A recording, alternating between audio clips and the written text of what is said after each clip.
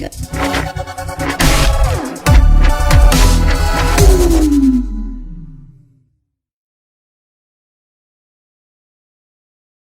Hey everybody, it's Benny One, and I'm back at you with another Friday the 13th movie review, everybody.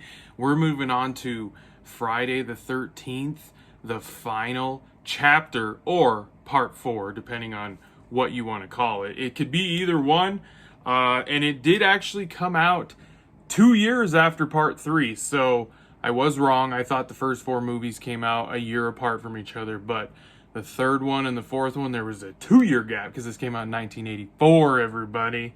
And this movie actually, I feel like, is kind of where the franchise finally stuck the landing and found the formula and the way that they wanted to make these movies. Like, they finally got everything gelled together well.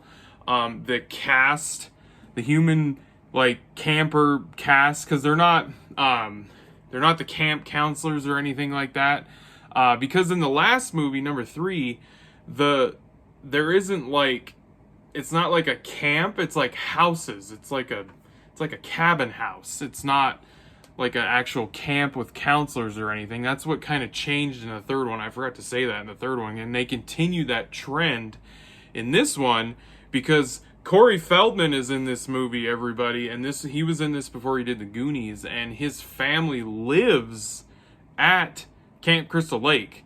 Like, they live in a cabin house and everything at the lake. So I don't know if this is just on the other side of the lake from where Camp Blood is, from the first 2 movies. I'm not really sure exactly. They don't really explain any of that stuff, and I'm not like a die-hard Friday the 13th enthusiast, so I don't really know about all that. But yeah, Corey Feldman is one of the big known actors that was in this movie at the time when he was a kid still.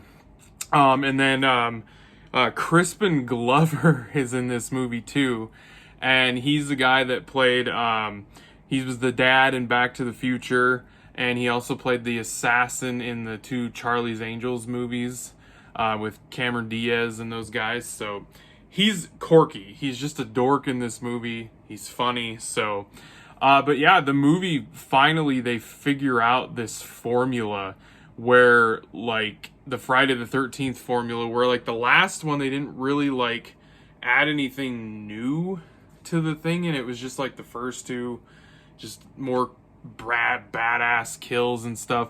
And this movie even ups the ante more with the kills. I will say that. I like the Jason in this movie. I think he's very intimidating. I think he's the scariest one yet, at least at this point. Because I just finished the 7th one today, and yeah, that's why I said at this point. So, but yeah, he's the most badass one so far, 4 movies in so far. So, and I like the whole dynamic of there being a family, and then across the road there is the party youngsters and everything that are there just to have fun, to drink, have sex.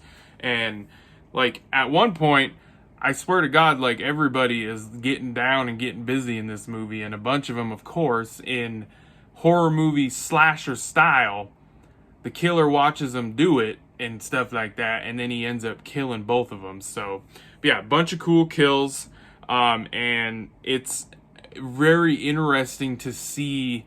Tommy is Corey Feldman's character's name.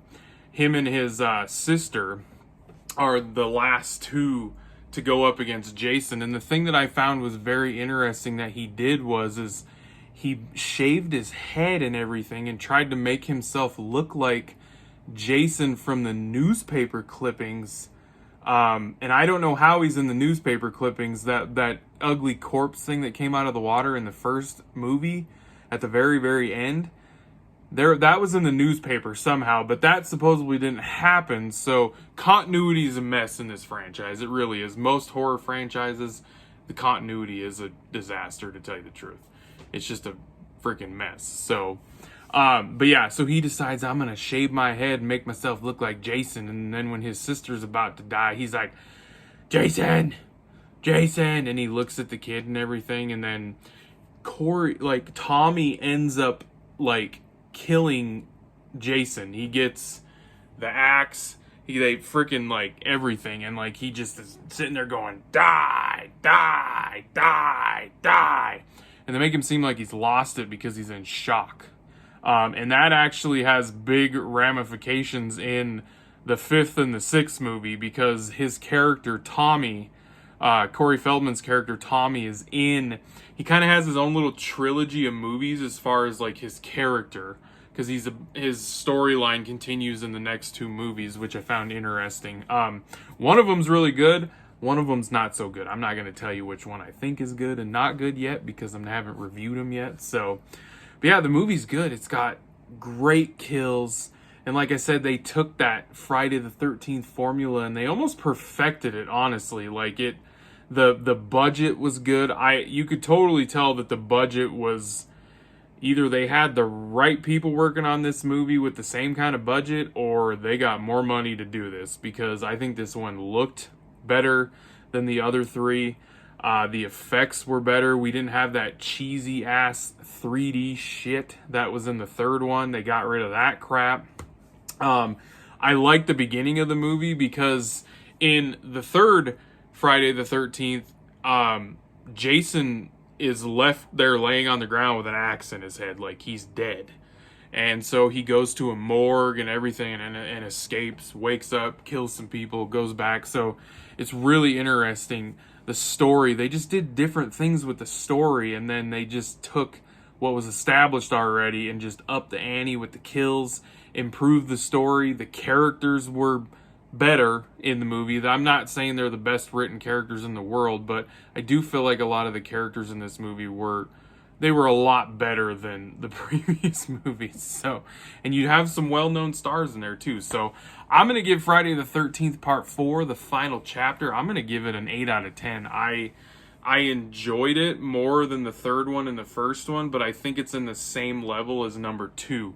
That's the thing is like a lot of these movies for me that I've been watching so far, they're in that like 6 to 7 to 8 range with scores, I feel like. So, but yeah, guys, an 8 out of 10 for Friday the 13th Part 4. Hope you guys enjoyed that review. Thanks for watching, and I'll be catching you on the tube later, because I have spoken.